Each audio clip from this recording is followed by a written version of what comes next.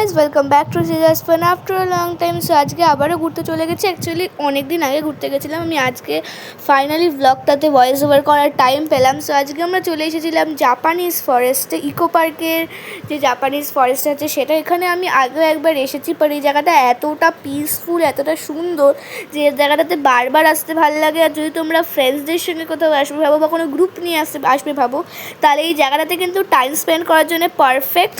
তো তোমরা টিকিট কেটে ঢুকে পড়তে পারো। আর এখানে ছিল একটা জাপানিজ টেম্পল, তবে এই টেম্পলটা বন্ধ ছিল। তো আমি জানলা দিয়ে যতটা ভিডিও করতে পারবো তোমাদেরকে করে আমি দেখিয়েছি। তো আশা করি তোমরা মোটামুটি বুঝতে পারছো, বাকিটা এসে দেখতে হবে, বিকজ এই জায়গাটার মধ্যে আলাদা একটা পিসফুলনেস আছে যেটা এসে দেখতে হবে। আর সত্যি কথা বলতে এই জায়গাটাতে না প্রচুর সুন্দর সুন্দর পিকচার আসে।